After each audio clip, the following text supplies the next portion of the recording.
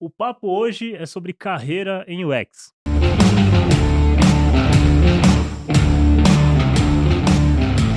Fala galera, tá começando mais um episódio do podcast Next Level. Eu sou o Ludia Mano E eu sou o Daniel Dalacqua. e hoje a gente vai receber aqui dois convidados muito especiais. Bom, então vou começar aqui com o primeiro convidado, que é o Fernando Sérgio. Fernando Sérgio atua há 15 anos como profissional de UX e UI, quando ainda eram chamados de arquitetos da informação. Atualmente é Product Designer Senior na MLabs. Passou em empresas como Santander, Mercedes-Benz, Imóvel Web, Accenture e Mirago também, vou colocar aqui. Por favor, por favor. E realizou projetos para Bradesco, Claro, Microsoft, Camil Alimentos, Ajinomoto e Palmeiras. Pô, Palmeiras? TV Palmeiras. Tá, menos mal, tá bom, tá perdoado. Parte da carreira ele atuou como freelancer, atendendo principalmente startups na etapa de validação de ideia. Já foi gerente de projetos, desenvolvedor front-end e teve agência de marketing digital. Além de profissional da área, também dá aulas de MBA na Impacta e é facilitador de bootcamps em aceleradoras, criador de conteúdo no LinkedIn e da mentoria cabulosa de UX. A mentoria é cabulosa. Boa. Boa. E do outro lado, a gente tem o Fábio Michelin. O Fábio é de Santos e se formou com a gente em comunicação na SPM. 2007. 2007. Não fala isso, cara. Assim como o Fernando, ele também atua na área de design há 15 anos. E, diferentemente do Fernando, não começou como arquiteto de informação. Já trabalhou em frentes como design gráfico, comunicação e marcas, conteúdo, produto e hoje atua como UX designer no Google, criando soluções de tecnologia para grandes empresas. Além do dia a dia de trabalho, gosta de produzir conteúdo e projetos pessoais, ajudar designers no início de carreira e jogar board games. Exatamente. Gente, muito obrigado Eu por que estarem aqui, agradeço. pelo tempo de vocês. Eu queria que vocês começassem se apresentando, falando um pouquinho, né, apesar da gente já falar aqui do currículo, mas falando um pouquinho sobre o histórico, background, até os dias de hoje. Por favor, Fábio. Legal. Bom, eu, como tá aí, eu trabalho há 15 anos, né, na área de design. Não diretamente com UX, mas já trabalhei com design gráfico, design de produtos, design para comunicação. Inclusive, né, a gente se formou em comunicação, em publicidade, então eu comecei trabalhando nessa área, né, de design de comunicação. Passei por algumas empresas, boa parte do meu tempo trabalhei numa empresa de jogos, né, que foi a Copag. Lá trabalhei com design de produto impresso, né, produto analógico. Depois a gente lançou uma linha de produtos digitais também por lá. Então lá eu comecei a entrar um pouco nessa área de UX, né. Isso foi lá para meados de 2013, 2014, né. Então a gente começou a trazer algumas metodologias de UX, também de design thinking e tal, para dentro desse processo de trabalho. E eu comecei a trabalhar um pouco mais com isso. Depois a gente começou a trabalhar desenvolvimento de produtos digitais, aí eu entrei de cabeça nesse modelo de UX, e aí depois da Copag passei por startup, passei por outras empresas na área de produto digital, e hoje trabalho no Google numa área de, criação de solução para grandes empresas, né. Então, eu trabalho como designer de solução, não sou designer, de produto. E a ideia é que a gente tenta criar soluções para resolver problemas que as empresas têm, principalmente empresas que estão passando por processo de transformação digital, né, e tentar conectar os produtos que a gente tem dentro do Google com os desafios que cada empresa tem para resolver, né. E aí o design de solução entra para tentar amarrar todas essas pontas. Muito bom. Fernando, Olha, comecei na área em 2007. Na verdade, estamos online desde 2005, né, criando sites. O meu primeiro site que eu me lembro foi o nome da empresa era MC Portões. Portões industriais, o primeiro site, você fica maravilhado e tudo mais. E aí, né, com o tempo foi atuando e eu moro na zona norte de São Paulo e tinha conseguido um emprego no Brooklyn. Aí você sabe que nessa época ainda não tinha linha 4 amarela. pertinho. Pertinho, pegava um ônibus, levava 2 horas e meia, né, para poder chegar lá. Aí teve um dia que num shopping comprei um livro chamado Design para a Internet, do Felipe Memória. E este livro, ele falou sobre a atuação dele na Globo, na época que estava fazendo BBB 3. Então ele lidou com a arquitetura da informação do site do BBB. Quando eu vi aquilo, eu falei assim: ele tá organizando a informação de um jeito que as pessoas consigam saber aonde que elas estão.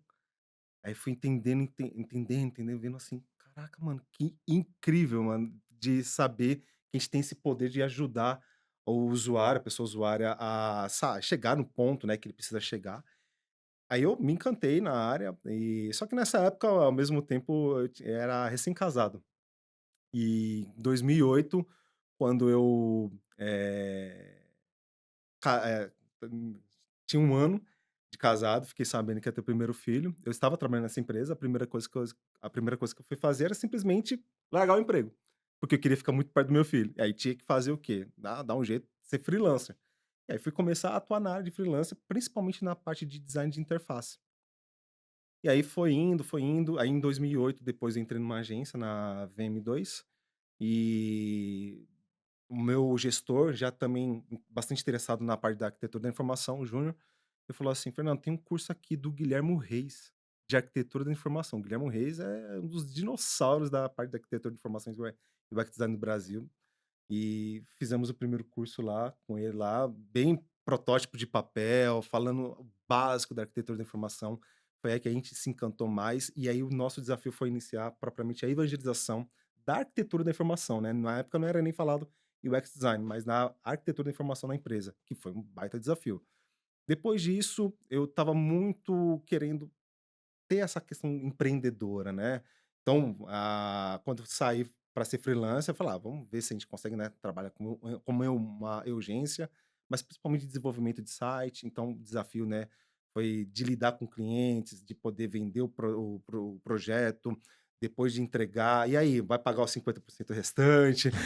A gente sabe que, né, vai pra gente, né, que já teve agência digital, sabe como é Sim. complicado isso. E aí, nesse meio tempo, fui atuando não somente com desenvolvimento web, mas também com UI, um pouco menos de UX, mas mais com UI, com design de interface. E aí, nesse meio tempo, também comecei a trabalhar com marketing digital, comecei a atender clientes, né. Nessa época, tava junto com vocês na Mirago como gerente de projetos, Hum. que foi incrível ali, vendo lá o pessoal chegando no horário dos cursos 7 horas da noite. Falei: "Mano, que show, cara", vendo os professores ali, muito bacana a cultura que vocês estavam entregando ali na época do presencial. E aí, nesse meio tempo, quando foi agora março de 2020, isso, 2020, decidi, porque eu estava fazendo, né, desenvolvimento web, site, fazendo onboard de marketing digital para o cliente, fazendo design de apresentação, criando marcas e tudo mais, e também fazendo UX e UI. Falei assim: "Vou largar tudo, vou ficar somente com UX e UI". E aí, achando que 6 meses depois ia, né, acabava, não, vou voltar para a empresa. Incrivelmente, 1 ano depois, precisei tirar férias, porque estava com 12, 13 projetos na minha mão, já tinha tudo entregue e estava muito cansado, porque muito projeto de UX e UI, por conta da pandemia, cresceu muito, Uhum. este assunto. E aí precisei, tirar essas férias, mas quando eu retornei, decidi retornar para o mercado corporativo, que atualmente hoje estou na MLabs, com um desafio bem bacana, uma cultura bem bacana de pessoas ali, e é isso. Muito bom. Eu vou pegar o gancho já do que você acabou de trazer, né, enfim, a pandemia mudou muita coisa, obviamente aumentou a demanda. E essa pergunta eu quero fazer para você, Fábio. Como é que você enxerga o mercado de UX no Brasil e no mundo hoje, né? Porque assim, você como tá no Google, você também tem uma visão um pouco mais Uhum, global da coisa e você também tem projetos, né, que são globais, projetos pessoais ali que você já contou pra gente. uhum, Como é que você vê hoje esse mercado? Tá um negócio de louco, assim, uma coisa extremamente aquecida, uma falta de profissionais muito uhum. grande. Como é que é a tua visão sobre o que tá acontecendo no momento atual de UX? Sim, acho que tem alguns pontos aí, né, sobre isso que você colocou. Então sim, existe bastante vaga, né, bastante procura, bastante oferta do mercado para profissionais que trabalhem nessa área, não só em UX, mas na área de tecnologia como um todo, né. Mas especificamente em UX, e talvez especificamente na nossa região, né, para Brasil, o que tem acontecido é que a demanda de profissionais é mais por profissionais que já têm uma experiência de mercado, né. Então é muito comum pessoas que já estão há mais tempo trabalhando com UX, que já têm algum tipo de experiência, serem mais assediados ali por recrutadores do que pessoas que estão começando agora. Ó, tá assediado nisso. É. Ó, tá assediado nisso. E assim, tem alguns pontos do porquê eu acho que isso acontece, né. Então, o primeiro deles é porque as empresas estão ainda formando os seus times de UX, né. Muitas empresas estão passando por processo de transformação digital, escutam, ouvem dizer que UX é uma coisa importante, que falar com o usuário é importante, que isso vai colocar elas num outro patamar, e de fato para muitas delas isso vai acontecer, e elas começam a montar os seus times de UX. E aí, essas empresas que estão começando a formar seus times, elas não têm, elas preferem começar com designers que já têm alguma experiência do que trazer designers júniors, né, que estão entrando na área agora, que não vão ter em quem ali, se apoiar, né, para começar e desenvolver o seu trabalho lá dentro. Então isso tem acontecido e é muito comum. Então assim, comparando o mercado regional brasileiro com o mercado global, acho que são muito parecidos. O mercado brasileiro acompanha muito as tendências lá de fora, né, essa demanda geral por profissionais nesse mercado acontece no mundo inteiro.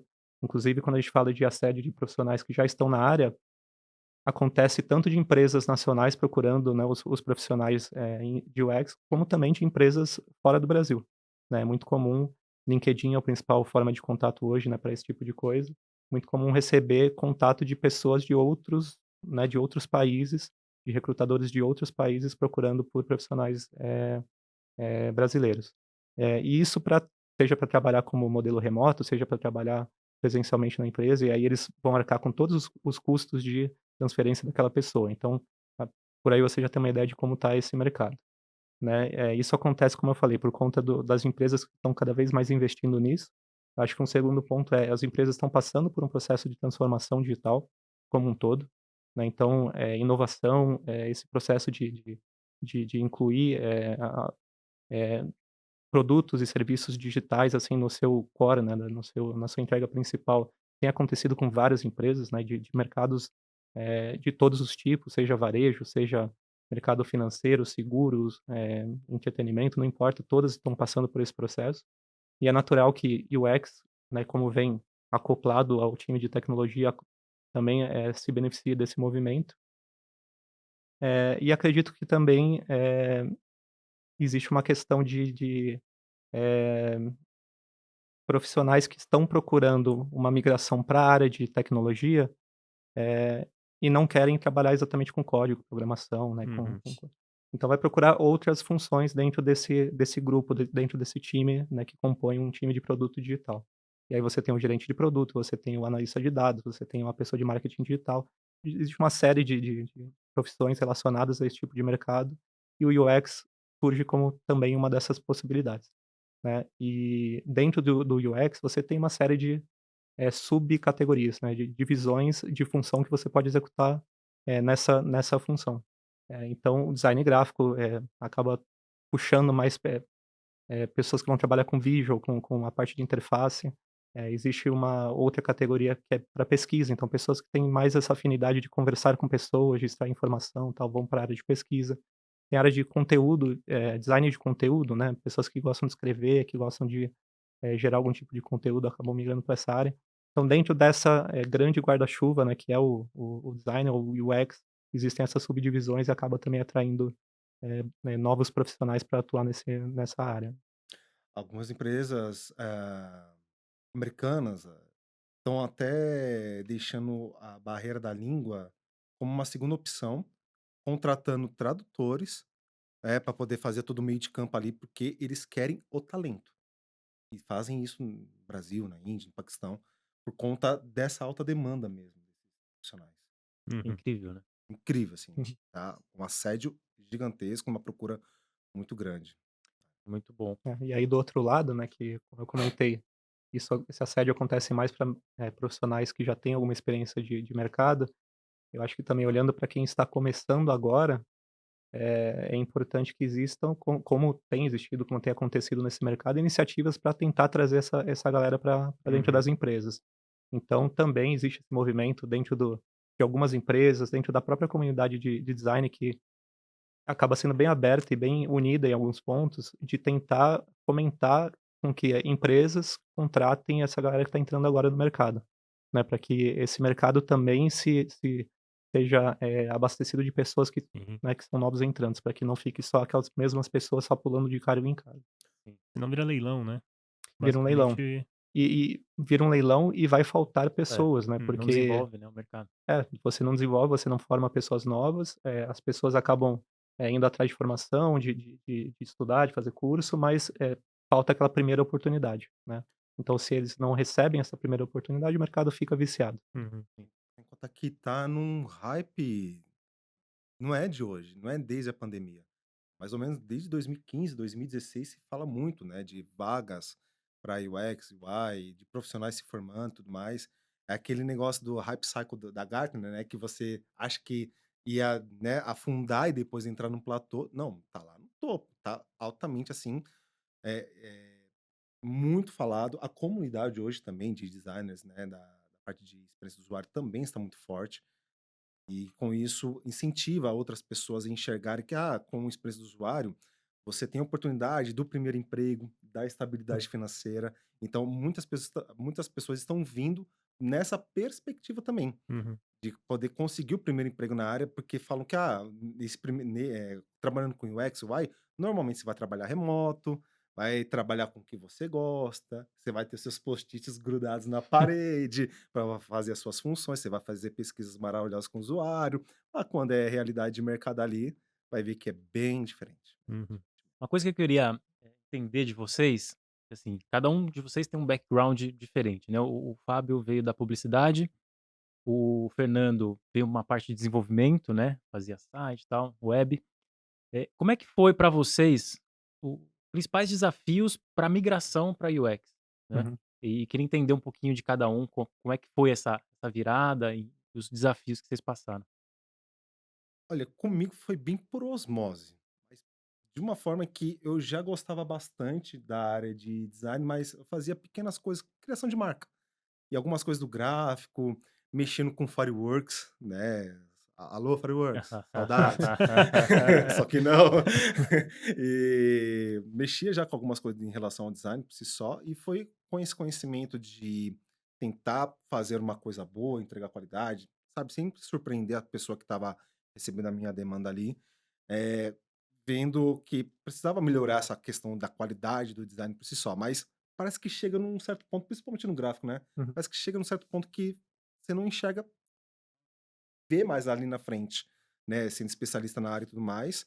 E aí teve essa questão do desenvolvimento, né, porque precisava, era recém-casado, tinha que estava fazendo freela, se eu não recebesse do freela, ia receber ordem de despejo dentro de casa, então era sobre trabalhando naquela para poder sobreviver. Minha esposa também não trabalhava na época, e né, aí tive que ir para uma outra área, mas uma outra área não tão discrepante, porque depois a gente vai lá e se encontra novamente. E aí Hum. foi bem interessante isso, porque ao mesmo tempo lidando com o desenvolvimento, ao mesmo tempo lidando com o cliente, aí começa a desenvolver o que? As soft skills. Hoje estão falando human skills, beleza, ok, a gente aceita, mas hoje a gente fala ainda bastante de soft skills. Então, Uhum. questão de comunicação, outras coisas que envolve isso, também foi junto.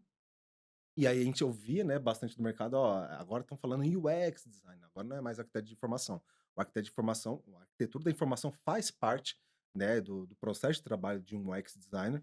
E aí, com o tempo, foi enxergando isso bem por osmose mesmo. Então, estava focado bastante em UI, focado bastante em desenvolvimento web, focado também na parte de marketing, onboard com o cliente e tudo mais, mas não especificamente com UX. E aí, quando eu entendi que o UX ele passeia por toda essa estrutura, eu falei: "Não, eu quero ser essa pessoa que resolve problemas com design".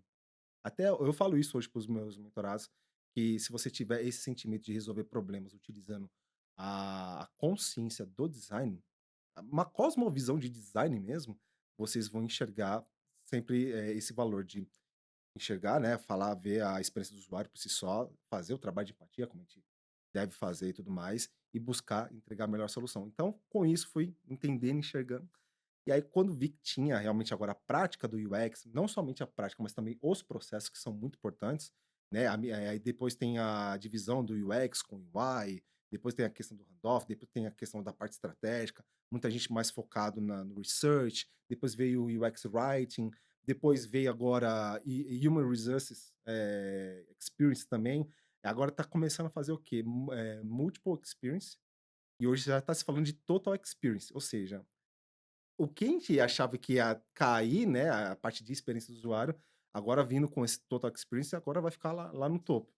Então, aí esse assunto dominou, falei: "Não, vou dominar a área", e aí com isso decidi, né? Aí tomei essa decisão, né? De largar tudo, ficar somente com UX e UI, e até hoje, assim, 15 anos, né?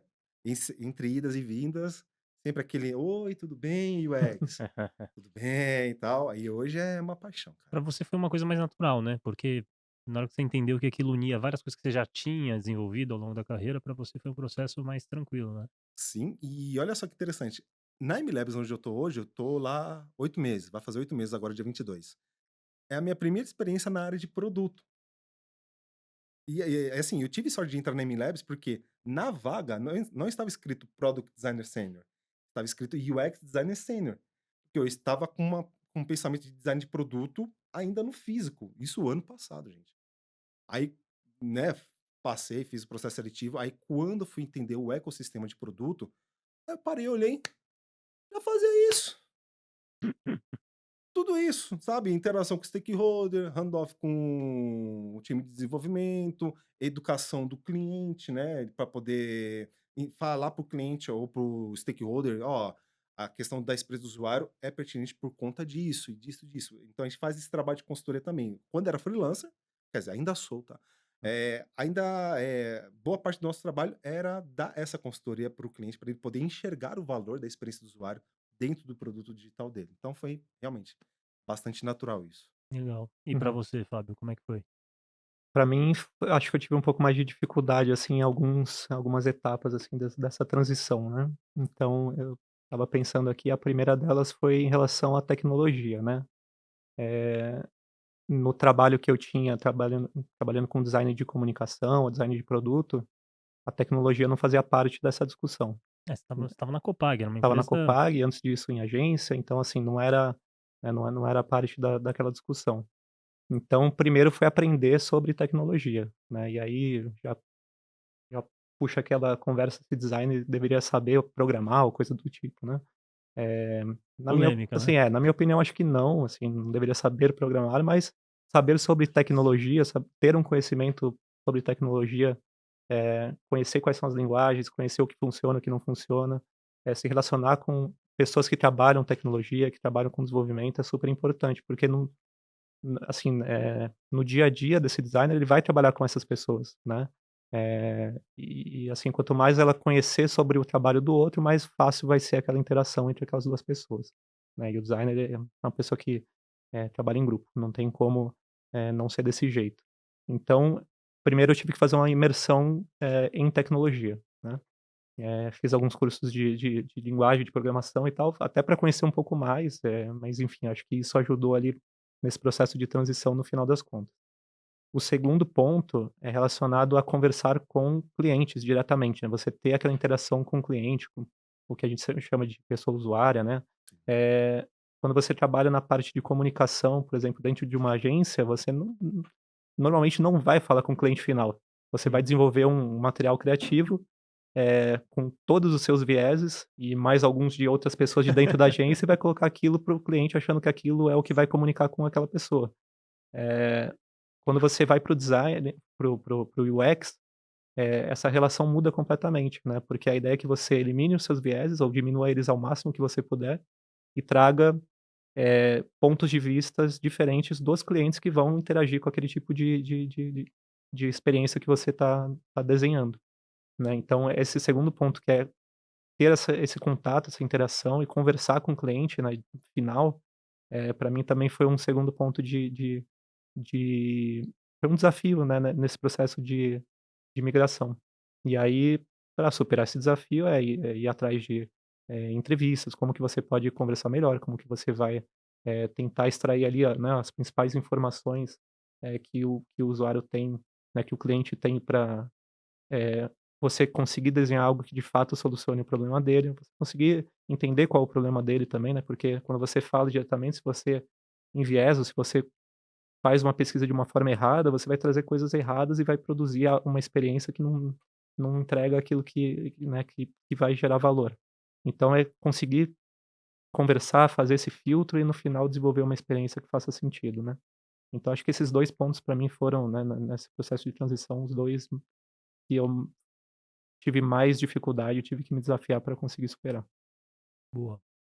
Bom, eu vou puxar uma outra um outro tópico aqui. Antes de puxar esse tópico, eu queria só saber de vocês o seguinte, né? Hoje vocês têm contato com vários outros profissionais de UX, e na percepção de vocês, essa galera que vocês mais convivem hoje, que são de UX também, a maioria são pessoas que migraram de outras áreas, ou vocês já estão começando a ver profissionais que começam a carreira já com UX, com a primeira vaga já em UX? Ou isso é uma coisa rara ainda? Como é que tá isso aí no mercado?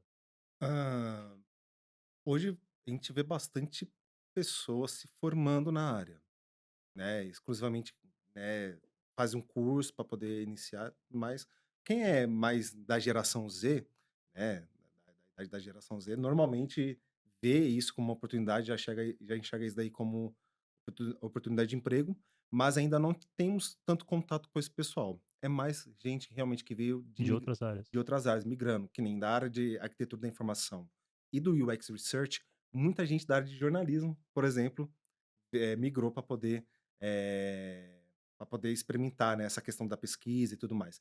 Quem é de copywriting, redação e tudo mais, foi para o UX UX Writing. Writing. Então, tipo, é muito mais de migração. Tem gente migrando de outras áreas, e uma das pessoas que eu tava dando mentoria, tipo, tinha acabado de terminar o curso de biologia da faculdade lá Federal do Rio de Janeiro e decidiu virar UX. Falou assim: "Não, larguei tudo e decidiu virar UX". Eu falei assim: "Mas você não acha interessante você pegar essa área de biologia, você acabou de se formar, e tentar trabalhar a experiência do usuário dentro da área de biologia?" Ele olhou e falou assim: "Interessante". Falei: "Então, hoje tem, por exemplo, a parte de experiência do usuário voltado para direito. Tem já em algumas áreas já está começando a trabalhar essa questão da experiência do usuário, não somente em ambiente digital, mas também trabalhando com service design, que atua, né, nessa questão de, da transitar, fazer com que a pessoa saia do ponto A, chegue até o ponto B, não somente em produto digital, mas também em interações físicas ou Uhum, phygitals, né, como já está sendo uhum. bastante difundido. Eu falei assim: "Então, por que que você não trabalha, pensa a respeito disso?" Ele falou: "Pô, pode crer". Eu falei: "Quem sabe você pode ser pioneiro, né, de trazer essa parte da estrutura da experiência do usuário voltado para a área de biologia. O que que deve fazer, deve ser feito, que dores você enxergou que possa trazer toda esse ecossistema de experiência, né, para dentro, e aí fazer com que, sei lá, processos, sejam desburocratizados, pesquisas sejam feitas de uma maneira mais otimizada, de forma mais assertiva, conseguindo ter melhores resultados. Então, essa questão do total experience está fazendo com que não fique somente focado a experiência do usuário somente em No ambiente produtos digital. digital. Uhum. Então, está saindo, o service design tem muito disso, tá atuando nisso, misturar, tipo, a questão de compra de passagem de avião. Tem a experiência digital, mas também tem a experiência física de aeroporto. Hoje já não se faz mais check-in lá no guichê, mas vai fazendo digital. Mas como é que vai fazer todo esse processo para que a pessoa chegue até o avião de maneira segura, rápida? Ah, deu problema de cancelamento. E aí, como é que faz? Então, não somente o digital, mas também a parte de interação física Sim. também faz com que a pessoa tenha essa experiência, que no final das contas é Sim. experiência. Então, Que gera ou não total. valor, no final das Que gera contas. Uhum. valor, exatamente. E é o que a gente falou mais cedo também, assim, né, pessoal que já tem mais tempo de experiência, são pessoas que estão migrando de outras áreas, né, Uhum. porque a área de UX não é nova, mas, assim, da nossa idade são pessoas que trabalhavam com alguma outra coisa, ou correlata, ou outras áreas mais distantes e acabaram migrando. Mas pra galera nova, designer júnior tal, a gente já vê pessoas que estão começando já como primeiro emprego, né, olhando para o UX já para ser o seu primeiro emprego. Então tem formação assim, não tem formação específica da pra UX designer, mas tem informações que são, que trazem um tipo de conhecimento que serve para um UX designer conseguir atuar, né, naquela função. Então, por exemplo, formação de comunicação mais voltada para tecnologia, né, então você pode fazer uma graduação nesse curso, com certeza vão ter aulas de UX, né, nesse curso e você vai, poder buscar um primeiro emprego nessa área, Uhum. né. E aí, agora, né, começam a aparecer essas pessoas que estão, eh, vindo diretamente para o UX, não migrando de áreas diferentes. Legal. É justamente essa pergunta que eu queria fazer, né, na sequência, né. Eu perguntei isso aí pra vocês justamente por conta disso, que quando a gente pensa em pessoas querendo trabalhar com UX, a gente tem a galera que quer começar a trabalhar com UX, mas vai ser o primeiro emprego da vida dela, e ela Hum. já pensa em como é que eu me preparo para ser meu primeiro emprego nessa área. e tem a galera que tá numa outra área nada a ver ou até tem a ver, né, até correlata, e Uhum, tá pensando em migrar. Como é que essas pessoas se preparam para trabalhar com UX? uhum, É igual nas 2 situações? Vocês acham que é diferente? Se o cara vai começar agora, tipo, o primeiro emprego UX tem que ser de um outro caminho? Pra galera que já trabalha, sei lá, sou designer gráfico e quero virar, né, UX designer, uhum, é um outro caminho diferente? Como é que vocês enxergam isso? tá. Eh, eu acho que para quem já trabalha em alguma outra área, né, e vai fazer a migração, ela não perde toda a bagagem profissional que ela já construiu, né, por mais que ela venha de uma área que talvez não tenha nada a ver com UX, ela tem essas soft skills que ela já desenvolveu ao longo do trabalho que ela passou, e ela vai continuar, ela vai trazer essas soft skills para o trabalho atual. Mas, de forma geral, assim, o que eu penso que uma pessoa que queira entrar na área de UX, ela precisa, fazer é, primeiro, ir atrás de informação sobre a área, né, conteúdo. E assim, eu começaria com conteúdo gratuito, porque tem muita coisa. Então tem artigos, tem blogs, tem vídeos, canais de YouTube, tem podcasts, né, vários conteúdos já produzidos sobre UX, de todas as formas que você possa imaginar, assim, das das especializações de design, assim, de conteúdo bem profundo mesmo sobre design. Então essa seria uma primeira forma da pessoa entender se aquilo faz sentido para ela. Se ela gosta daquela função, se ela gosta daquele tipo de coisa que está sendo dita ali, né, se faz sentido aquilo para o que ela gostaria de fazer. E isso ela não precisa gastar nada, né, para fazer isso, já para entender se aquilo faz sentido. Num segundo momento, talvez se ela se interessou, falou: "Pô, eu gostei, acho que faz sentido". Aí sim, investe algum tipo de conhecimento, né, pra ampliar aquilo que ela já, conseguiu extrair ou absorver daquela informação.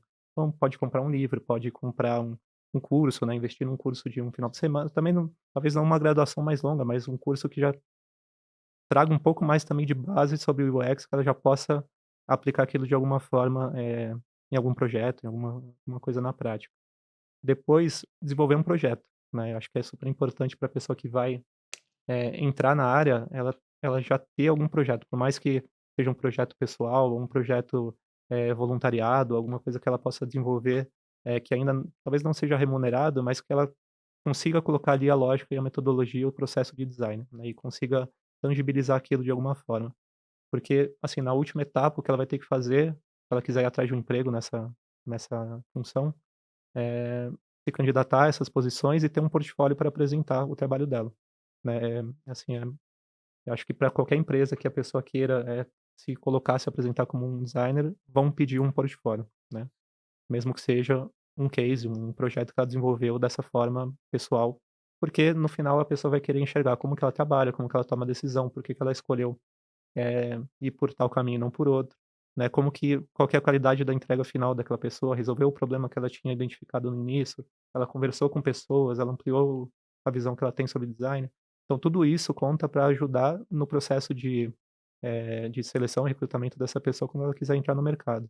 Eu acho que todo esse processo vale, seja se você quer entrar né, na área agora, está começando agora, seja se você está fazendo a transição de uma outra área, né.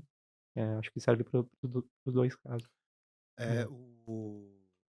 hoje esse profissional que vai atuar na área e percebe que é uma coisa bem interessante para ele poder atuar, é aquela questão, né, trazer a síntese de poder resolver problemas com design. Aí tem a questão do design, da polêmica do design. Ah, mas o design só é a coisa mais bonitinha, bem formatada, assim, então a questão, falar sobre propriamente o design dentro de um curso, por exemplo, já traz uma abrangência maior. Ou seja, não é só simplesmente no sentido estético ou no sentido do desígnio, né, puxando para o latim de desenhar, mas também tem a parte de projetar. Então traz essa síntese maior do design, e aí também começa a perceber que não é só simplesmente pesquisar, fazer pesquisa de usuários e construir protótipo. Como você mesmo falou, Felipe, ele precisa entender o processo no todo. E esse processo é propriamente do design thinking, em que você aprende, você constrói e você mensura.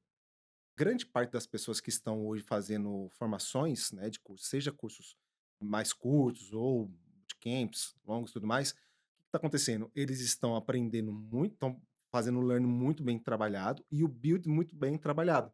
Mas só que no Misery, que é para você entregar para o programador colocar esse projeto no ar e tudo mais, e verificar se a hipótese deu certo, se o mercado aceitou bem essa hipótese, não está tendo. Então eles estão construindo cases até o protótipo. E aí, a grande maioria das empresas, entendendo que precisa, por exemplo, de um UX júnior, ele precisa ter essa noção mínima de construir, de aprender, construir e mensurar. E aí pode ser que isso seja um impeditivo de muitas pessoas que estão se formando hoje, terminando o curso, na expectativa de já conseguir um emprego, de achar que só o case de protótipo é o suficiente, sendo que as empresas estão querendo saber se eles estão conseguindo fazer interação com o desenvolvedor. Não precisa ser aquela interação profunda, tal, mas a interação mínima e para ver se o que eles produziram de fato deram resultado ou não, porque né, tudo que a gente monta, constrói, coloca no mercado sempre vai ser uma hipótese. Mesmo tendo um research bem feito, maravilhoso, levantou dados, benchmark, fez entrevista com o usuário, olhou o Hotjar, beleza, depois constrói o protótipo que assim atende muito bem a demanda ali, todo mundo fica muito bem maravilhado, mas só chegou ali. Mas saber se o mercado validou ou não, eles não estão tendo essa experiência. Então, isso também pode ser até um fator de dificuldade de grande parte das pessoas estarem se formando na área hoje, mas não estão conseguindo um emprego por conta dessa perspectiva pro lado da empresa. Interessante. Boa. Boa. Agora em UX a gente tem várias áreas, né, vamos dizer assim. A gente tem pesquisa, a gente tem produto, a gente tem arquitetura da informação, e outras. UX Writing, que a gente falou também. Eu queria saber a opinião de vocês, eu acho que não tem certo e errado, né, mas assim, um cara que tá começando, né, alguém que tá ouvindo aí: "Cara, eu quero migrar para esse negócio", Uhum. como vocês já passaram por isso, o que que você acha que a pessoa talvez deva focar? Se é que faça sentido. Ela deve ser uma pessoa, talvez, generalista, cara, eu vou entender um pouquinho de tudo pra ver onde eu me encaixo melhor e aí eu dou o mergulho. Uhum. Ou, cara, eu não, eu acho que eu vou focar desde o início numa área específica e é ali que eu vou me especializar e fazer, enfim, minha carreira e crescer ali. A área de UX, como você mesmo falou, Dani, ela é muito abrangente. Ela é grande. Atende várias etapas da construção de um produto ou de uma demanda, né, de uma feature ali do produto, ou um aplicativo novo, ou a construção de um site. Então passa por várias etapas, né? Se a gente for pegar o UX, vamos separar UX e UI, né? UI de interface e UX de experiência do usuário. Somente na parte de UX eu tenho aquele cara que é focado na estratégia, que interage diretamente com a regra de negócio, e aí, ele entendendo a demanda da regra de negócio, ele poderia passar toda essa expectativa para o UX Researcher, que vai focar na parte de pesquisa, em que vai fazer todo um levantamento, né? Vai falar com o usuário, benchmark, como eu havia falado anteriormente, para depois este research, né, feito, ele monta essa documentação e entrega agora para o UX designer, que é diferente de UI design, que é diferente de o pessoal falar UX design é tudo, é toda essa parte, mas não, UX design de fato é representar a solução através do problema dado para o researcher. Então ele vai construir jornada de usuário, dependendo se tem muita informação, estruturar o sistema da informação ou propriamente a arquitetura da informação, vai construir o wireframe, dependendo do projeto, se o projeto for muito grande e não dá para quebrar naquele momento, ele vai precisar construir o wireframe para depois chamar o responsável de tecnologia, o tech lead, alguém, desenvolvedor, para olhar o wireframe para ver se está ok o fluxo, para poder fazer a validação de fluxo e tudo mais.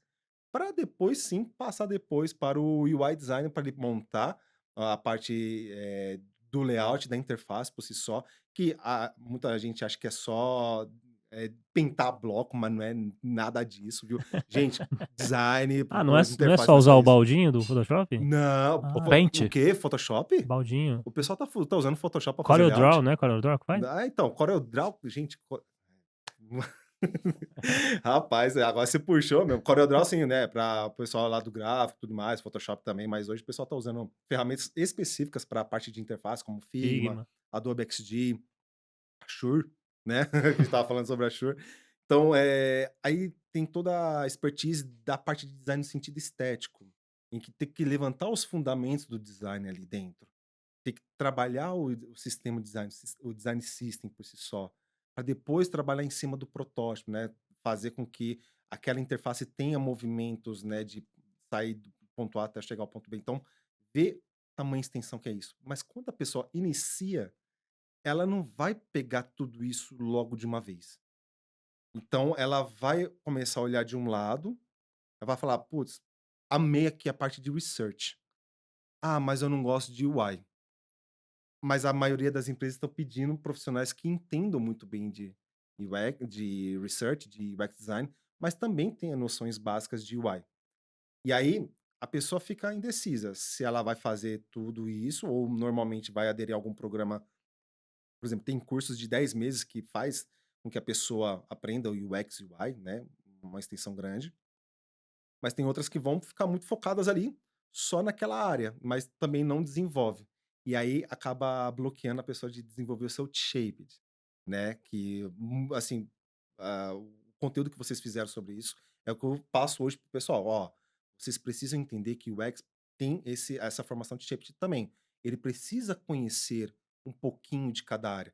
Tem que conhecer front-end, mas não precisa programar, não precisa codar. Mas ele precisa entender que o campo de validação de e-mail, ele não precisa de texto dizendo que não pode colocar caractere especial, que tem que ser arroba seguido de ponto e tudo mais, porque o próprio campo de e-mail já faz isso, entendeu? Então, mas se a pessoa de UX não compreender isso, ela pode até estar poluindo a interface, trazendo tooltip, trazendo um monte de texto, sendo que o campo ali, né, já Faz entrega esse sozinho, né? valor, já faz sozinho. Então as pessoas não conseguem compreender isso e aí acaba tendo dificuldades no dia a dia na atuação. Então, se a pessoa conseguir entender que ela precisa conhecer um pouquinho de cada área e ela sentir, ó, eu conheço agora, mas assim, eu me sinto muito bem fazendo pesquisas, ou me sinto bem fazendo interface, ou me sinto muito bem em montar a solução diante da pesquisa que a pesquisa me entregou as suas dores, aí sim, né, é aquela base do T para que ele se especialize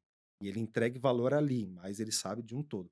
Então, hoje tá muito misturado disso. Tem muita gente que vai fazer uma formação completa, mas tem gente que começou olhando só uma parte do UX e foca ali, mas aí depois ele percebe que vai precisar de alguma forma conhecer as outras áreas. Complementar. Essa tá sendo o desafio de hoje. Eu acho que, assim, toda profissão tem esse momento de divergência e convergência em em alguma parte, né, dessa profissão.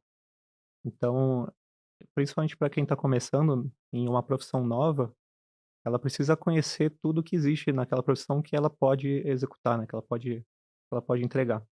Então é isso, ela não vai conseguir se aprofundar em tudo no começo, é impossível, mas ela deveria pelo menos conhecer quais são as partes desse todo, né. E considerando que o UX já é uma parte dentro De do um outro design, todo, né? que é o Sim, design, sim. porque existe o design industrial, o design de produto, o design de serviço e o design de soluções e experiências. E o UX já é uma parte de um todo maior que é o design. Então a pessoa que está começando, primeiro, acho que conhecer tudo para saber também onde que ela se encaixa melhor é importante. Então assim, pô, entendo que tem essa, mas eu gostei mais dessa daqui. Legal, mas para saber que você gostou mais daquela, você tem que saber tudo que existe. Segundo, existem mais oportunidades para designers generalistas hoje, né, muito mais, porque, como eu comentei, as empresas estão criando as áreas de UX agora. Então a empresa que está criando uma área agora não vai criar uma função para um designer, um UX writer, Uhum. um UX researcher, vai ser um designer, UX, UI ou product designer, que são termos que viraram uma coisa para significar que aquele designer vai fazer Faz tudo, tudo. de ponta a ponta, Um UX né. Severino. Então, assim, se você não está falando de empresas que já têm uma área mais madura de design, né, que já tem as subdivisões, que já tem esse recorte que você pode se especializar em uma dessas, subdivisões, você vai entrar como um designer, generalista. É. E aí, então, se você está começando agora, tem mais oportunidade para você começar se você fizer de ponta a ponta. Então acho que esses 2 pontos. E terceiro, aquilo que eu comentei de falar com o cliente ou com o usuário final, né. Se você é um designer generalista, você provavelmente já vai começar falando com o cliente, né. Diferente se você escolher, por exemplo: "Ah, eu quero fazer só visual design, só UI", né, talvez você não fale com o cliente. Eu acho que é importante o designer que está começando já ter desde o início essa conversa com o cliente. Então se ele for generalista, inevitavelmente, ele vai ser colocado ali para falar com o cliente em algum momento. seja Uhum. na entrevista, seja num teste de validação, de usabilidade, então ele vai acabar falando com o cliente de alguma forma. É porque começa já a trabalhar a questão de soft skills, né? Principalmente da parte de comunicação, de poder eh, convencer não a pessoa usuária, mas a pessoa decisora, né, o stakeholder, de acordo com que trabalhou, interagiu com o usuário e tudo mais, estamos trazendo a solução por conta dessa justificação que criamos. Então, muita gente está muito focada nos cursos em questão de hard skills, porque querem aprender o processo e tem que aprender, Sim. claro, não tem como fugir disso. Mas muitos não conseguem, entram no mercado, atuam, dependendo da empresa, que nem empresas mais estruturadas que já têm cultura de produto, já sabem a importância de um profissional de UX ali dentro, então é muito mais estruturado, tem a sua hierarquia, tem seus heads, tem seus leads, tem seus heads e tudo mais, mas para aquelas empresas que sabem da importância desse profissional, mas não entende o valor que ele tem, que ele entrega para a empresa, os seus impactos e tudo mais, os seus outcomes, né, como o pessoal fala, acaba querendo contratar, por exemplo, um UX júnior para pegar toda a área de UX da empresa, mas eles estão contratando júnior porque é mais barato. Uhum. E aí o UX júnior, se ele não entender que ele precisa de um mentor para poder lá, um pleno, um sênior, para poder ajudá-lo a evoluir, a crescer ali como profissional de UX, ele entra nessa empresa e acaba tendo um choque de realidade, porque ele não desenvolveu muito bem as suas soft skills, não ainda tá ajustando suas hard skills. Aí tem uma ingerência de expectativas, né, em ambas as partes que acaba gerando atrito, aí a pessoa sai, aí começa a entrar essa questão de retenção, né, Uhum. tipo, a pessoa fica muito pouco tempo na empresa, porque muitas vezes pode ter dado até fit, mas o processo não casou. E aí por conta de uma expectativa da empresa de querer pagar mais barato para poder ter o UX ali à disposição, mas muitas vezes não deixa ele, entregar valor em relação à pesquisa do usuário, a justificação da demanda, até pedir para alterar a regra de negócio, por conta do cliente achar que o que ele acha que o cliente dele vai fazer, deixar de fazer, só ele sabe, mas não dá essa oportunidade para o profissional de UX entregar esse tipo de valor. Então tá tendo essa discrepância também de mercado, tá muita gente, assim, não tá batendo, entendeu, em relação a isso. Uhum. É, assim, o Michela falou, né, não é uma área nova, mas para muita gente é nova, né. Então para muitas empresas que estão criando suas áreas, para muitos profissionais que estão começando agora. Bom, vocês já falaram um pouco, né, mas assim, na visão de vocês, você já comentou algumas aqui, alguns erros, né, que muita gente está começando costuma cometer. Tem algum outro erro que vocês costumam ver bastante em profissionais de UX que estão começando agora? Além de, por exemplo, né, não investir em soft skills, investe só em hard skills, né, tem alguma outra coisa que vocês costumam ver bastante, o pessoal patinando? Olha, por mais que muita gente não está conseguindo entender o processo de trabalho. Não sabe iniciar, por exemplo, veio a demanda para ele. Ó, a gente está entendendo, um stakeholder, um product manager, um product owner chega e fala, ó, a gente tem essa demanda aqui que precisa resolver, a gente não sabe como, né, trabalhar nessa solução. Então, eu preciso que você procure a justificativa para que monte de fato a solução. E aí, muitas vezes, principalmente os novos, eles têm muita dificuldade de saber aonde começar, sabendo que é research.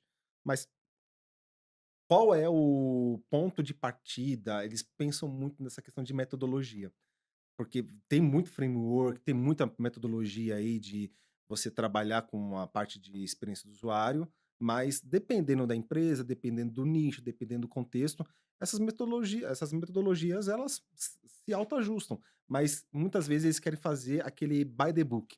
O que eles aprenderam muito no curso, eles querem trazer isso no by the book no dia a dia, mas vai ter empresa, por exemplo, que é empresa de inovação, que não tem um público-alvo, ou não tem cliente, não tem concorrente para fazer benchmark. E aí, como é que vai fazer a parte de pesquisa? Como é que vai levantar dados para poder levantar as dores? Aí tem que começar a trabalhar com adaptações, trabalhar com alternativas, por exemplo, proto-personas, porque não tem mercado, não tem, sabe, é totalmente inovador. Ou a empresa não está muito bem no mercado e elas não querem ter acesso aos usuários. Então, ela vai ter que buscar em dados, mas se a empresa não tiver a parte de dados, o BI, o Google Analytics ali implementado. Então, esses são os desafios que muitas vezes eles sentem dificuldade para entender por onde começar, para poder gerar essa justificativa por si só. Então, eu enxergo muito isso com o pessoal vem muito falando para mim isso no LinkedIn. Ah, como é que começa? Aí eu pergunto: "Ah, vocês têm base de usuários?" "Ah, não tem." "Tem como gerar essa base?" "Não, porque é um produto totalmente novo, é uma inovação." Então, eu enxergo isso como dificuldade também. Boa. A pessoa ela acaba se engessando um pouco em relação aos processos, né, porque depende daquilo para executar o trabalho, e às vezes acaba não enxergando o porquê também de cada processo ou cada etapa do processo, né, e às vezes acaba seguindo só a risca porque foi assim que eu aprendi no curso, então vou fazer igual aqui na empresa, né. E às vezes não faz sentido você passar por cada etapa do processo. Quando você aprende isso num curso, né, tem uma lógica, né, e você está aprendendo vários momentos, assim, né, de um modelo completo de design. Como, ele comentou, você tem um design diferente em cada empresa, em cada momento, em cada área, né. Então você precisa adaptar um pouco a sua forma de trabalho a cada lugar que você vai trabalhar o design, né. E aí, pessoas que estão começando agora, se não tiverem essa orientação, elas vão acabar seguindo muito o processo, né, e vão acabar executando até às vezes mais trabalho do que necessário, porque: "Pô, mas eu aprendi desse jeito, então eu vou fazer Uhum. desse jeito". Acho que outro ponto, assim, também uma dificuldade de pessoas que estão começando agora também na área, é de fato começar e executar o primeiro projeto, assim. Vejo muita gente, assim, mas muita mesmo, que tá fazendo curso atrás de curso, mas agora eu preciso aprender pesquisa, agora eu preciso aprender, teste de Muita. usabilidade, agora Não executa nada. e, cara, vai lá e faz, sabe, Uhum. vai, se candidata a alguma vaga e começa. Tá em um curso novo e eles, querem fazer, que nem Uhum. teve um agora do FEUX de Figma, eu só vi o pessoal lá do feed lá aderindo ao curso. Sim. Você viu com a carinha de 3D e tudo mais, fundinho rosa, todo mundo aderindo. Por quê? Eles acham que eles precisam se especializar. Então eles Uhum. ficam muito nessa questão É. especialista, né. É isso, assim, como existem, né, várias especializações dentro do design, a pessoa acha que ela pra ela entrar no mercado, ela precisa estar pronta cem por Sim, cento, né, sim. e que se ela não tiver feito esses cursos, vai faltar alguma coisa e ela aquele senso de síndrome de impostor, assim: "Puta, É, eu não tô domina. pronto, eu não tô preparado", e assim, cara, Cara, isso em ninguém toda tá área, qualquer preparado, área assim, isso O marketing acontece, digital né. é mas você tem igualzinho. que começar, Uhum. assim, você tem que dar o primeiro passo, porque você vai aprender tanto Sim, no trabalho, no dia a dia, né, quanto você tá aprendendo nos cursos, são coisas complementares, né. O que você aprende no curso é aplicável no dia a dia, mas o que você tá aprendendo ali é o que você vai fazer no seu trabalho, né, na é. sua área. E às vezes a gente vê muito isso, assim, pessoas que estão Tô me ainda muito preparando. inseguras, estão me preparando, mas, putz, na hora que eu estiver pronto eu vou migrar, na hora que eu tiver o curso de pesquisa, aí eu vou, mas na hora e A gente Agora sabe, nunca tá acaba pronto, né. adiando muito essa entrada. E É. o mercado tá pedindo, fica: "Vem, vem, só vem, Só vem vem. como tá, você já tá não tá pronto, mas ninguém tá pronto, só Uhum. vem, a gen né, você vai aprender aqui dentro, a gente te ajuda, tal", mas, E o cara eh, ainda tá adiando, né. existe essa insegurança de entrar no mercado. Conheço Eu pessoas 1 ano e meio até 2 só se especializando. pô, Porque não tá com esse medo, né, acha que não vai conseguir entregar este valor devido. Mas as empresas, como você mesmo falou, sabe, eles estão esperando que vocês venham para poder aprender junto com eles, né. Pode ser sim. que uma empresa ou outra não entenda isso, é normal acontecer, mas muita gente está muito focada em curso, vai lá comprar livro, comprar curso. Uhum. Não é, gente, não é errado, tá, façam tudo, mas tem que se jogar. Tem que colocar pra Ter que prática. colocar na prática. É. "Ah, mas tô com muita dificuldade de vaga nas empresas". Vai fazer freelancer. Uhum. "Ah, mas eu tenho medo de falar com o cliente". Beleza, você não tem um amigo que tem um site para colocar no ar? Você não tem aquele parente que tem, uma startup, alguma coisa, uma ideia que precisa colocar no ar? Vá lá, ofereça ajuda para ele na parte de experiência do usuário. Se ele já tiver desenvolvedor ali para poder fazer toda a parte de construção e colocar no ar, vá lá, se ofereça. Não dê assim, não dê chance de você falar: "Não, mas agora eu preciso deste curso aqui". Hum. Aí quando vai começar a atuar e trabalhar, grande parte do que aprendeu ali, não é que vai ser jogado fora, mas não vai ser usado a todo momento. Sim. Pode ser que Hum. uma empresa use tal técnica, pode ser que numa outra empresa não use tanto.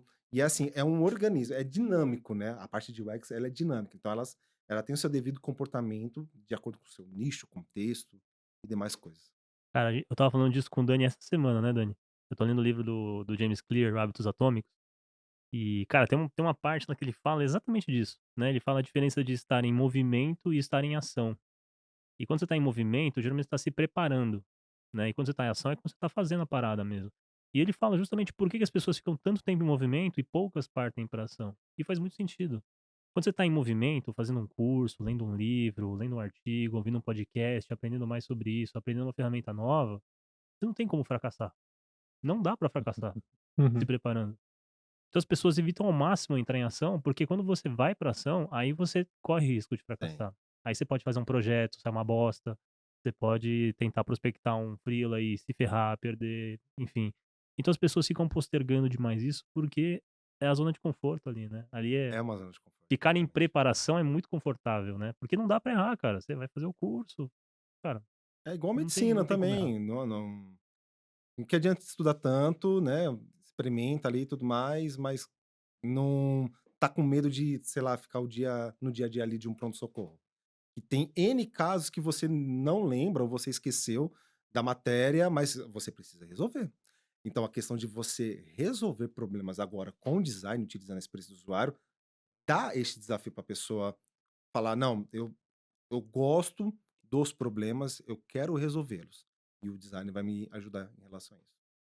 Boa. Invertendo um pouquinho agora a pergunta, né? A gente falou de erros, né? E vocês hoje estão, claro, empresas diferentes e tal, mas empresas referências, né, na área. Google, né? Pra nem falar, e MLabs também, uma referência na área aí, brasileira, enfim.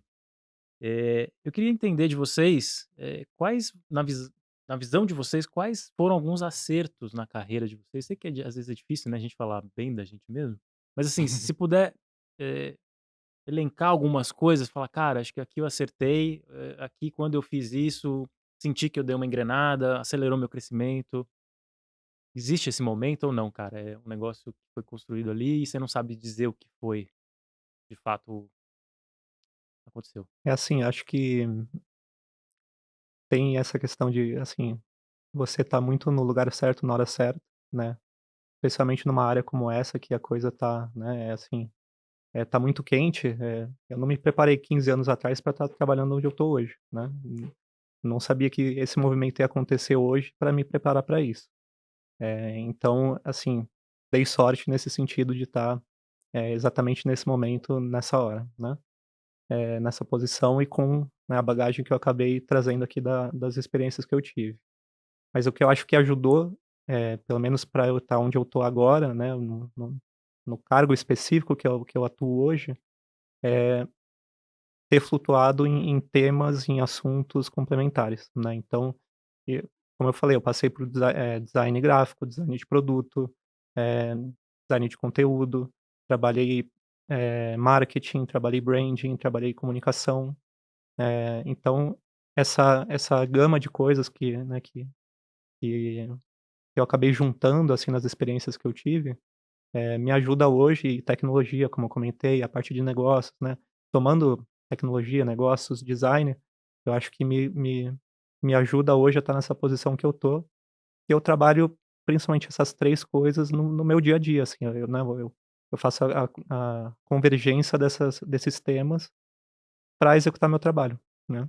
Eh, e assim, não foi uma coisa de novo, não foi pensado, eu não fui, indo atrás desses assuntos para hoje trabalhar nessa posição que eu tô. Mas por ter trabalhado nesses temas ao longo da minha carreira, hoje eu consigo, estar preparado para executar o trabalho que eu faço hoje. E aí, além disso, são os cursos que você vai atrás, são as formações, são, referências que você vai estudar, pessoas que você vai conhecer para te ajudar a te posicionar também, eh, nesse lugar que você quer, né, que você quer estar. E para mim foi muito isso, assim, então acho que a construção, né, essa construção natural da minha carreira, junto com essa vontade de hoje estar onde eu tô, né, e aí ir atrás e aí buscar isso, e já estar preparado para conseguir, estar nesse lugar que eu estou hoje. Eu, né, por questão de querer empreender, né, estava fazendo freela, precisava pagar as contas, eu antes mesmo de atuar de uma forma profícua, né, da questão da experiência do usuário, eu tinha que saber lidar com o cliente para convencer ele de me pagar a primeira metade para eu começar o trabalho, convencer ele do processo e depois da entrega, né, para depois pagar os outros 50%.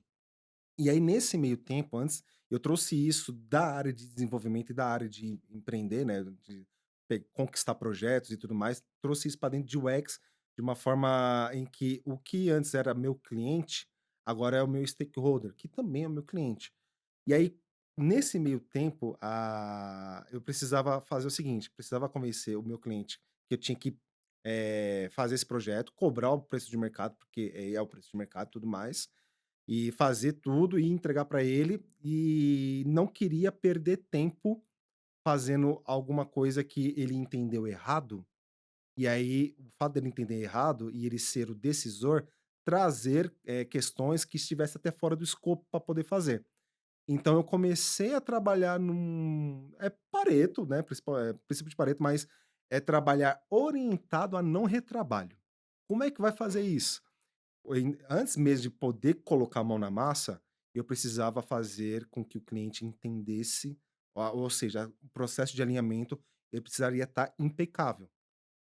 Então, eu precisava falar assim: "Ó, eu tô cantando a Vila do Chaves. Tá entendendo a Vila do Chaves ou tá entendendo que bonita a sua roupa?" Aí, né, fazia toda essa parte de alinhamento em que eu deixava muito claro para ele o processo, e aí ele entendeu, viu que entendeu, beleza, então eu ficava mais tranquilo de poder fazer esse processo, por exemplo, fazer um layout, né, fazer uma interface. Em vez de eu fazer 2 versões, ele olhar a versão e falar assim: "Ah, gostei das 2 versões, mas tem como você fazer a terceira misturando as 2?" Então, antes de chegar nessa perspectiva, eu falei assim: "Ó, eu tô fazendo essa versão aqui, trazer somente uma versão, porque, ó, mas por que que você trouxe essa versão? Por conta disso, disso, porque o usuário na leitura em Z, no desktop, ele vai bater o olho aqui, depois para cá, vai ver os elementos daqui, depois vai vir aqui, as cores que estão casando com a identidade visual, mas também trazendo conforto visual. Então, eu já trazia o layout somente numa versão em que já vinha muito convincente de que aquela versão é a final já, para poder fazer isso. Porque antes eu tinha muito retrabalho, porque eu queria agradar o cliente. Mas quando eu percebi que eu precisava agradar o cliente do meu cliente, porque este cliente do meu cliente vai pagar este meu cliente para depois me pagar, aí ele entendeu o valor da nossa atuação. Então, quando eu comecei a fazer isso agora na parte de UX, não somente não somente para o stakeholder, mas também para o desenvolvedor. Então tinha que fazer este caminho de facilitação, de consultoria, de entregar valor na justificativa, para que quando apresentasse a solução, é a solução de fato assertiva. Mas por que que foi assertiva? Porque no research nos deu esses aparatos. Está trazendo que se a gente fizer desse jeito, a taxa de churn ali, de cancelamento vai continuar alta, vocês não querem isso, porque isso tira dinheiro do bolso de vocês. Então, a gente também fazia essa questão de doer no bolso, para Uhum. poder convencer, para ser convincente, mas sempre convincente na parte do research, não somente da parte, porque eu quero convencer essas coisas, não, mas deixar bem embasado a justificativa. Então, hoje, assim, tem coisa de, acho que é 5, 6 anos que eu não tenho uma segunda versão de layout, ou uma segunda versão de fluxo. Lá na Mirago, lá, dificilmente, né, os clientes pediam uma segunda versão de layout, Uhum. porque a gente já trazia bem embasado, já tinha um layout ali bem feito. Então, isso eu entendi como virada de chave, em que eu precisava não somente executar, mas também aprender a gerenciar a expectativa dos envolvidos. E isso é muito importante, e isso daí tem sido um destaque na minha carreira. Boa. Mas assim, comparando designers que a gente tem como referência, né, pessoas que a gente admira, que a gente se espelha, é difícil traçar um paralelo, assim, de por que que aquela pessoa chegou onde ela chegou, Uhum. né, eu acho que é difícil ter essa visão de causa e consequência, porque as histórias são muito diferentes, né, de novo, é uma função relativamente nova, então, para a forma, que cada um chegou onde chegou, vai ser diferente, E né. Então é difícil estabelecer essa relação. É.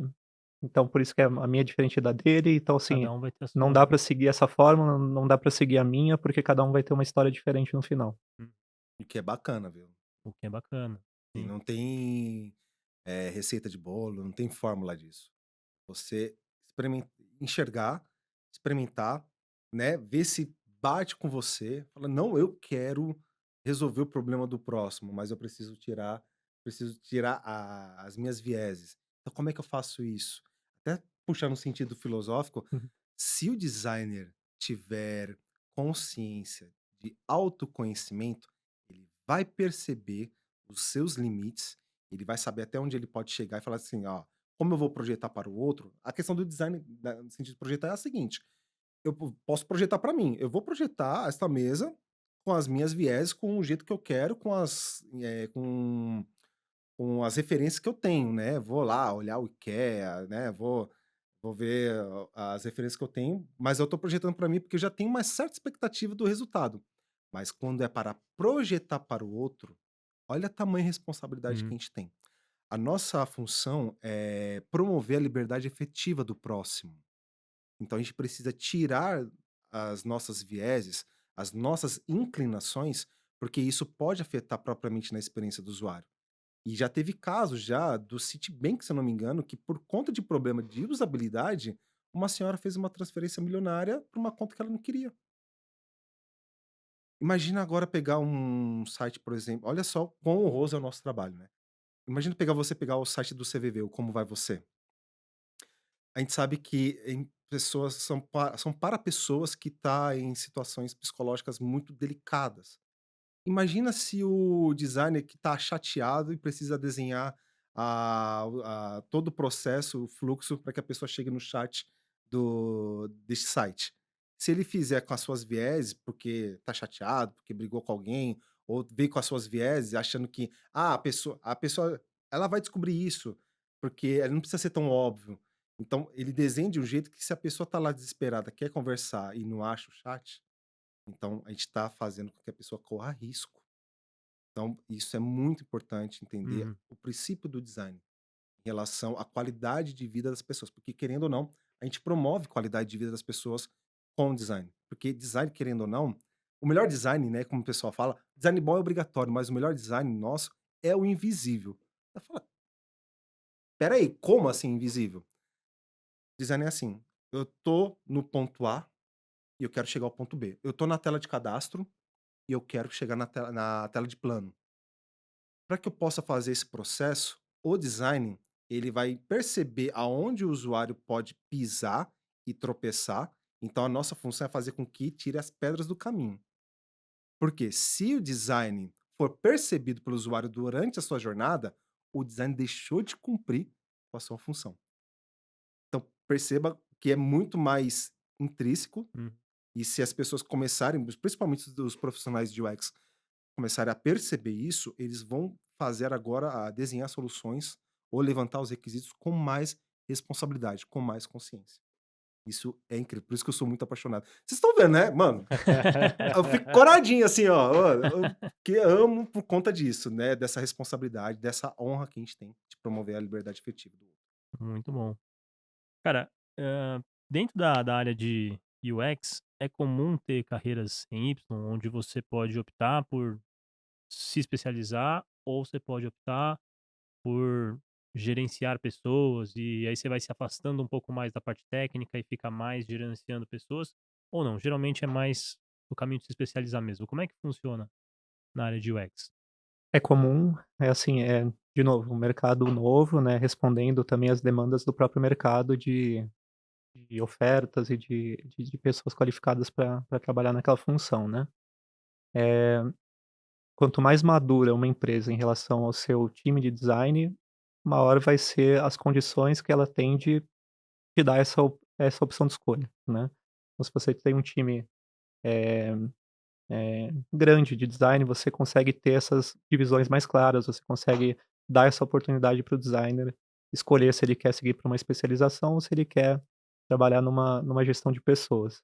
Eh, o que é comum também é que tem empresas que não têm essa área tão bem estruturada e precisam ter alguém para comandar um time, porque cresceu rápido, porque Imagina uma startup que, né, acabou de ganhar um investimento de um fundo de capital, vai formar um time de design, e precisa formar esse time rápido, né, e não consegue encontrar pessoas com maturidade o suficiente para serem gestoras daquele time. Ela vai promover alguém daquele time a lead, a head do restante da equipe, né. Então é muito comum hoje pessoas sendo catapultadas para essa função de gestora de design, né. Com pouco tempo de experiência, passando, talvez com nenhuma experiência em gestão de pessoas, mas porque a demanda das empresas, assim está pedindo, né. Uhum. Então isso também tem acontecido. Eh, Comigo foi assim, eu, passei por esse mesmo processo, então na época, precisava ter alguém trabalhando na área como um lead de design. Eu era aquela pessoa e eu fui promovido a lead de design, né, sem ter experiência, sem ter sem ter estudado para isso, né. E aí depois fui atrás, depois fui fazer tudo o que tinha que fazer. Mas isso tem sido cada vez, mais comum. Mas sim, tem as 2 opções e quem quer se especializar normalmente vai ter que procurar empresas que já têm um time mais maduro de design, porque senão ou vai trabalhar como generalista, como eu comentei antes, né, porque vai ser um ou 2 designers numa equipe, ou vai acabar sendo, promovido, talvez cedo demais para essa posição de liderança em design, porque aquela empresa precisa de um líder de design, Uhum. seja para conversar com outras lideranças, seja para estabelecer processos e modelos que aquele time vai atuar, né. É, hoje tá, como ela falou, por mais que seja uma área nova, as empresas que têm programas, né, os PDIs, né, de desenvolvimento individual, já traz, né, essas opções, né, que nem hoje mesmo, atualmente estou nesse processo ali com o meu gestor, em que ele falou: "Ó, pelo que está sendo identificado aqui, o que que é mais interessante para você? Ir para uma parte mais especializada ou mais voltado para a gestão de pessoas e tudo mais?" Aí eu não, vou tomar a decisão de poder trabalhar aqui, né, nesse viés, mas por enquanto, passar, né, fazendo os one on ones com ele, ele me passar a perspectiva dele de gestor, para que eu possa agora entender como é que é esse processo de gestão, né, principalmente voltado para design. Apesar que o meu gestor direto, ele é o head de produto da empresa. Uhum. Então aí, mas mesmo assim, essa questão da liderança, né, que é a gestão de pessoas e processos, assim, está sendo bastante rico. Então, hoje tem essa, como você mesmo falou, as empresas mais maduras já têm esse trabalho, mas empresas menores ou está iniciando na área, ainda está um pouco obscuro, né, de como fazer com que a pessoa ou lidere ou seja especialista, mas por conta da necessidade realmente precisa liderar porque o time cresceu, tem que trazer mais designers, precisa liderar, e aí a pessoa não tem essa formação ali porque não deu tempo, então ela acaba muitas vezes se desencontrando, ou realmente o perfil dela é mais para especialista do que propriamente Uhum. para liderança, entendeu? Então, acontece isso daí no mercado. Bom, gente, a gente está chegando aqui nos finalmente do papo. Eu queria saber de vocês, alguns conteúdos que vocês pudessem indicar para quem está nos acompanhando. Pode ser livro, pode ser podcast, pode ser pessoas para seguir, filmes, o que vocês quiserem, relacionado à área, para as pessoas, enfim, estudarem, se aprofundarem. Olha, eu sou um pouquinho complicado de fazer indicação, porque é o seguinte, como eu foi bem por osmose, né, essa minha atuação, né, foi crescendo, fui entendendo e tudo mais, eu pegava ali um curso da EDX de UX design, eu propriamente o livro do Felipe Memória lá, o Design para a Internet, me ajudou a ter uma visão bem ampla, mas hoje a estrutura do livro não atende, pode ser que não atenda o mercado de hoje, mas dá para tirar lições muito bacanas. Mas para quem quer mais pragmático, né, e tem podcast, por exemplo, Papo de UX, né, que tem no Spotify, do Luan. Tem o Desenhando Produtos, do Josias de Oliveira, que é referência na parte de Product Led Growth, e Product Design também por si só. Indicação de livros, eu tenho um livro, para quem principalmente da parte de interface, é um livro totalmente fora, mas é um livro da Robin Williams, que é Design para quem não é designer. em que traz os fundamentos do design no sentido estético, e que entrega esse tipo de valor para quem está na parte de interface, precisa construir uma interface ali consistente, traz os elementos ali básicos, né? Alinhamento, contraste, repetição, espaçamento, cor, tipografia, e isso daí também me ajudou a me especializar para interface nos dias de hoje, interface voltada para produtos digitais. Mas sou bem limitado nessa questão de indicação de livro, mas eu escuto bastante podcast. Tem o UX Co, tem o UX Now também Gurgel? do Daniel Furtado. Do Daniel Furtado, é. Isso. E tem o Design UX Team. Lab, né, que é do Gurgel. Isso, se eu não me engano é. E tem o Design Team do Rodrigo Lemos, que também está há bastante tempo na área e está difundindo bastante a área de UX. Essas são as minhas Boa, indicações. boa. Uhum. Boa. Tem o Movimento X também, que é um podcast da Sim. Isabela. São podcasts que trazem pessoas que trabalham na área e fazem uma conversa sobre como é trabalhar na empresa que aquela pessoa atua e tal. Então acho que, eu quando comecei a entrar nessa área, eu comecei a ouvir muito esses podcasts, assim, acho que é bem legal para se informar. Livros, tem alguns que são, quase, assim, a referência principal, né, para quem quer começar o estudo em UX. Então tem aquele, Não Me Faça Pensar, né, que é um livro de usabilidade, né. E fala um pouco do design invisível, né, que é assim, cara, quanto mais fácil, mais intuitivo, melhor, né. Eh, Tem, assim, pessoas para seguir, né, Fabrício Teixeira uma Sim. grande referência, assim, na área, né, de UX UX. Design. Ele Collective. tem o UX Collective, que é um compilado de artigos, que são produzidos tanto por ele quanto por agora várias pessoas que produzem conteúdo para a área. E ele tem é um coletivo, uma publicação que ele tem no Medium, especificamente sobre design, UX, e é a maior do mundo, assim, né. Então, ele é um cara brasileiro, hoje trabalha nos Estados Unidos, mas ele conseguiu produzir esse modelo e que hoje gera esse material incrível, assim, especialmente Sim. para quem está começando, mas também para quem já atua na área, tem, assim, conteúdo para todo mundo. Ele mesmo tem um livro que ele escreveu há muito tempo atrás, que é tipo uma introdução ao UX, e se chama Introdução e Boas Práticas ao Sim. UX. Conta um pouco do modelo, assim, ele tá um pouco desatualizado nos cases, assim, porque é antigo, né, mas acho que para quem está começando vale a pena ler. Tem um livro muito bom, assim, que acho que para mim de design é o que eu mais gosto, que é o Design da Sua Vida, que aplica as metodologias de design a você mesmo, assim, como Meu que dia a você pode dia. utilizar isso Legal. no seu dia a Legal. dia, não só no trabalho, né, mas para sua vida pessoal. Você sabe o autor? Não lembro agora de cabeça, não lembro. Eh, Acho que livros são esses, eh, enfim, podcasts, canais de YouTube você já comentou. Documentário tem aquele Abstract do Sim. Netflix, que é de design de uma forma geral, não é só de UX. Tem também alguns episódios que são de UX, tem lá do designer Instagram. do Ian Poulter, se eu não me engano, que é head de design do Instagram. Mas cada episódio ele conta a história de um designer, ou um arquiteto, ou alguém que trabalha, eh, nessa área, né. É muito legal, assim, esses episódios são muito bons, então, assim, você consegue, ampliar muito sua referência em relação a design, né. O de tipografia é maravilhoso. Hum. O ecossistema da tipografia por si só, não somente no físico, mas no digital, entrega um valor de um sentimento que as pessoas que estão lendo, o olho nu não enxerga, mas o subconsciente faz com que falar assim, ó, se apaixonem mais pelo kernel, pelo espaçamento entre as letras. Ó, de leitura, é mais serifado. É incrível. Design entrega este valor, tanto objetivo, mas também, principalmente no subjetivo, em padrões psicológicos e tudo mais. Tem por exemplo, o Rian Dutra e a Mires Fernandes, né? Nossa, Uhum. Mires Fernandes, Na muito Mires. bom. Uhum. Que traz conteúdos voltados para a psicologia É. da experiência do usuário, que Uhum. vale muito a pena também seguir eles. O A canal da Mires, Mires é muito legal no sim, YouTube. eles têm curso também É. na Udemy em relação a isso. Assim, hoje está sendo bastante falado agora de psicologia, né, voltada para a experiência do usuário também.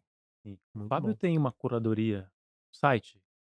Tem um site que é o designertrek.com.